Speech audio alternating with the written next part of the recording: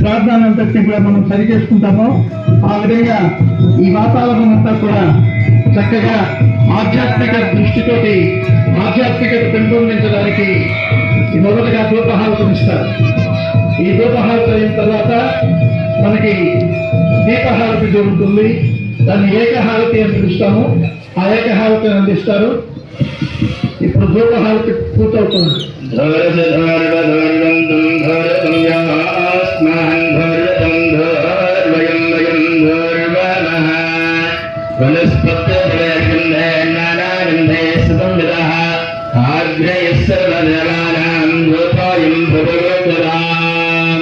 శ్రీ గోదావరి దేవి నమో నమః. ధ్రువమాగ్రాపయామి. గోదావరి మాతకు.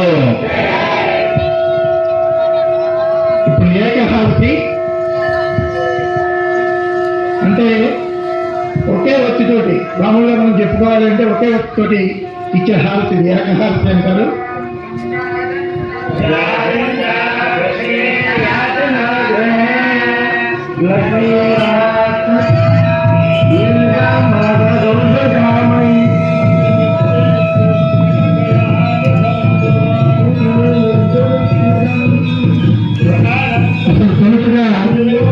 ఈ హారతి నదీమాతలకి హారతి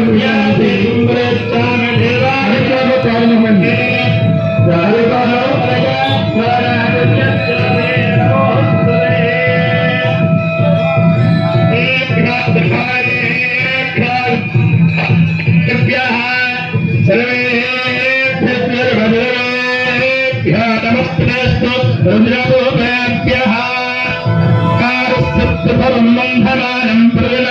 దర్శయామి.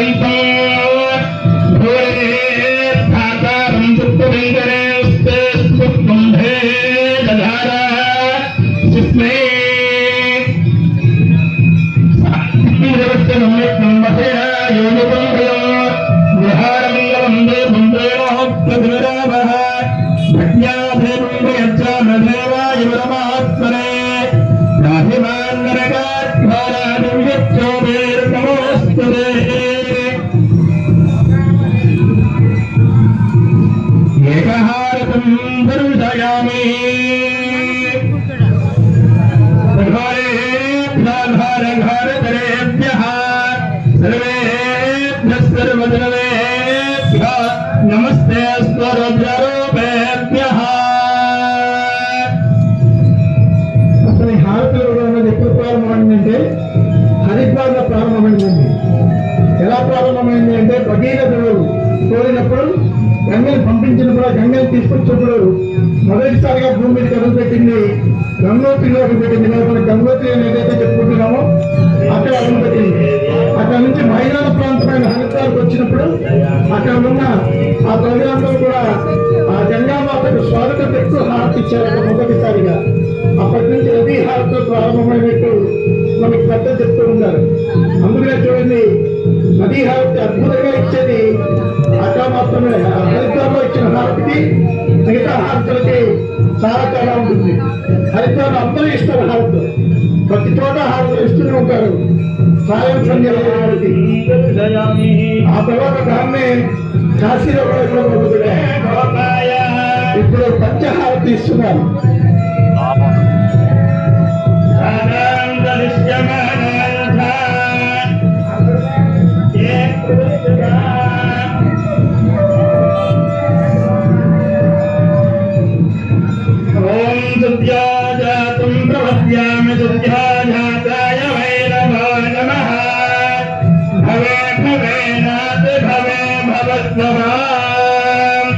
భవోద్భవాయ నమః.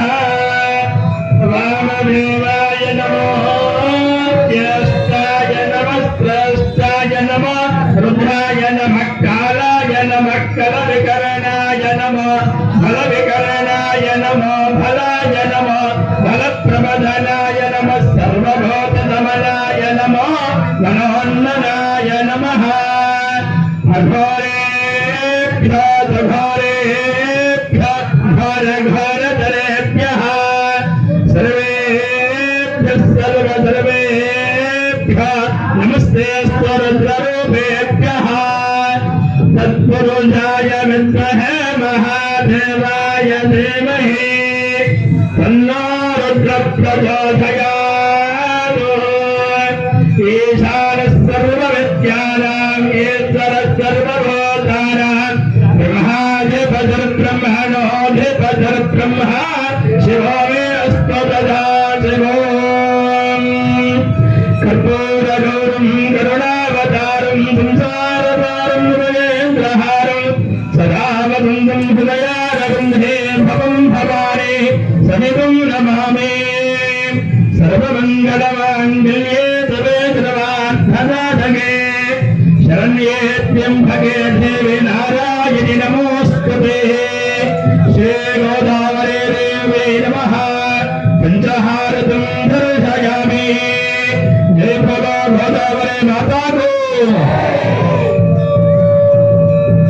నిత్యం మనకి వెలుగునిచ్చేది సూర్యుడు. ఆ వెలుగుతో తను ప్రకాశం చెందేది చంద్రుడు. కానీ ఇటు సూర్యుడు కానీ ఇటు చంద్రుడు కానీ కాకుండానే సహజంగానే వెలుగునిచ్చేది నక్షత్రాలు. కాకపోతే నక్షత్రాలు మనకి చాలా దూరంగా ఉండటం మూలంగా ఆ వెలుగు మనకి అందదు. గోదావరి మాతాకు తరగా కనిపిస్తూ ఉంటాయి, ఆ పాలపుంత కనిపిస్తుంటే ఆ పాలపుంతం చూసి మనం ఆనందపడుతూ ఉంటాం. కానీ ఇన్ని నక్షత్రాలు, కొన్ని కోట్ల నక్షత్రాలు ఉన్నాయి. ఈ కోట్ల నక్షత్రాలను లెక్కబెట్టడం అబద్ధమే కాదు. కానీ హిందువులు లెక్క పెట్టారు, మహర్షులు లెక్క పెట్టారు. లెక్క పెట్టడమే కాదు, వాటిని ఇవాళ భాషలో మీకు చెప్పాలంటే చాలా ఇచ్చేశారు.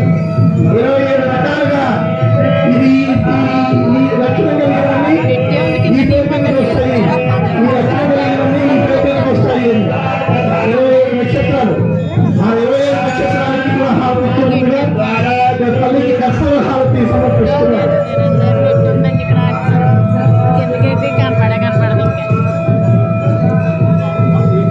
సామ్రాజ్యం భోజ్యం ద్వారాజ్యం వైరాజ్యం భారమేత్యం రాజ్యం మహారాజ్యమాధిపత్యమయం కర్పూరగౌరం కరుణావతారం సంసారసారం భుజగేంద్రహారం సదా వసంతం హృదయారవిందే భవం భవాని సహితం నమామి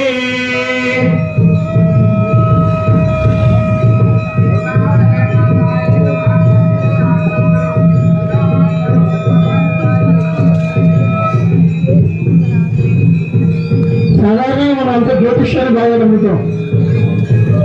ఎంతకాలం వరకు పైకి మాత్రం మన జ్యోతిష్యం మీద నమ్మకంలో ఏం చెప్పేవాళ్ళు కూడా వారఫలాలు చూసుకుంటారు. ఎవరో చూడడం వెళ్ళి వారఫలాలు చూసుకుంటారు. ఆ వారఫలాలు లేకపోతే ఖగోళ శాస్త్రం అంతా కూడా ఈ జ్యోతిష శాస్త్రం కానీ లేకపోతే ఖగోళ శాస్త్రం కానీ ఇవన్నీ కూడా మొత్తం సూర్యుడు, చంద్రుడు, ఈ గ్రహాల యొక్క గమనం మీద ఆధారపడి ఉన్నాయి. ఈ గ్రహ గమనాన్ని అంతటినీ కూడా మన ఋషులు ఏ మైక్రోస్కోప్ లేకుండా, ఏ టెలిస్కోప్ లేకుండా కేవలం శాస్త్రం ఆధారంగా కనుక్కున్నారు. అలా 27 నక్షత్ర జాతులను తీసుకుని ఆ 27 నక్షత్రాన్ని చంద్రుడికి భార్యగా చెప్పారు. చంద్రుడికి భార్యగా ఎలా చెప్పారంటే చంద్రుడి చుట్టూ, సూర్యుడి చుట్టూ తిరుగుతూ చంద్రుడి యొక్క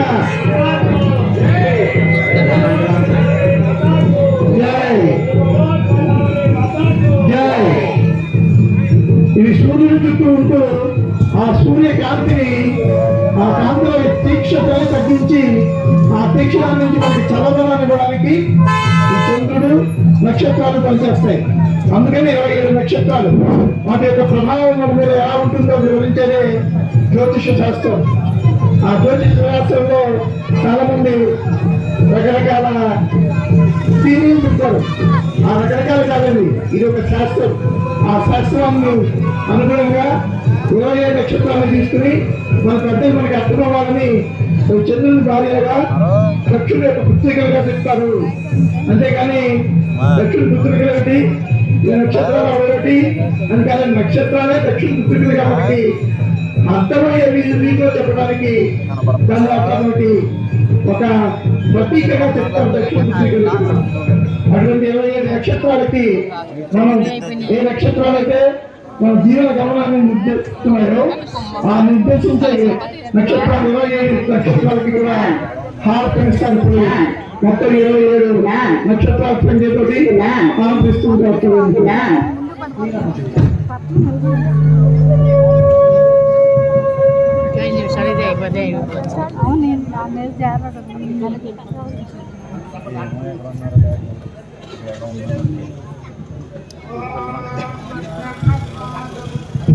స్పీచ్ విత్తరి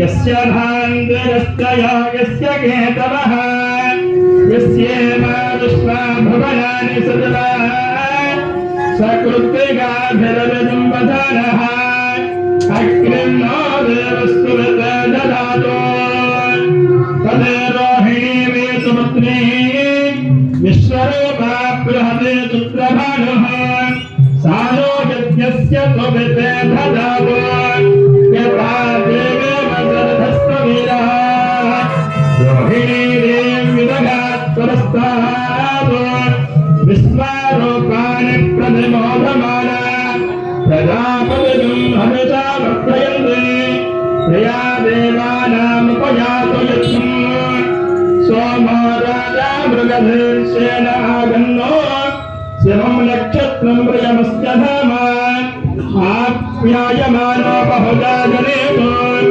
रेद प्रजां यजमाने ददातु यत्ते नक्षत्रं मृगधीर्नमस्ते प्रियं राजं प्रियतमं प्रयाणा तस्मै वेदोमहमिता विधेम सन्नयेदित्यपदेशं दुरुद्भवे आत्रया रुद्रप्रथमानयेते श्रेष्ठो देवानां प्रतिरक्षयानां नक्षत्रमस्य हविता विधेम मानप्रजागं रेजन्मोतमीरान् हेतुरुद्रस्य परिणावृणक्तो आत्रा नक्षत्रं निर्वागं भवन्नः प्रपञ्चमानो दुरितानि विष्णाः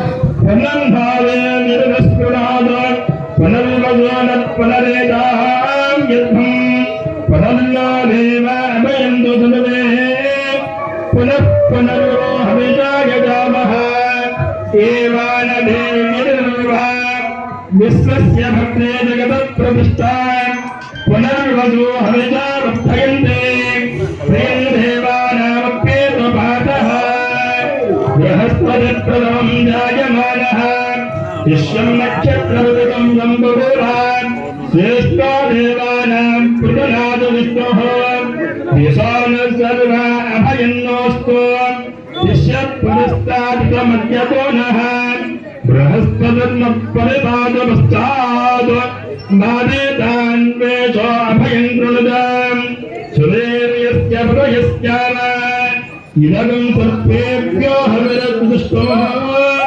आश्रयायेतावयन्द्रधरतः एन्तरिक्षं पदनेभ्यन्ते तेन सर्पादो हवमागमस्ताः एरोदनेदोर्यश्चापदर्पाः एवं देवेन्द्रचन्द्ररन्ध्रे एजामास्येतावयन्ते कामम् तेभ्यो बलं जहावे श्री गोदावरी देवे नमः नक्षत्रहारतं दर्शयामि जय बोलो गोदावरी माता को जय बोलो गोदावरी माता को जय बोलो गोदावरी माता को ఈ నక్షత్ర హారతికి ఇంకో విశేషం అంటే మనం మాసాలన్ని పేర్లు నక్షత్రాలతో పెట్టుకుంటాం. ఇవాళ మకా నక్షత్రానికి చంద్రుడు దగ్గరగా ఉంటాం కాబట్టి ఇది మాఘమాసం అయింది మకా నక్షత్రం పేరున. అందుకని ఈ మాఘ పౌర్ణమి నాడు మకా నక్షత్రానికి ప్రత్యేకంగా మీరందరూ నమస్కరించుకోండి. గోదావరి హారతి పూర్తవుతున్న సందర్భంగా ఆ గోదావరి మాత మీద ఒక పాట పాడతారు తెలుగుతున్నారు.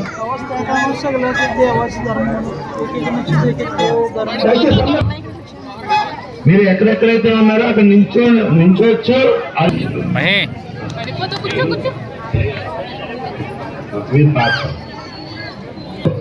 మనం ఇవ్వచ్చు.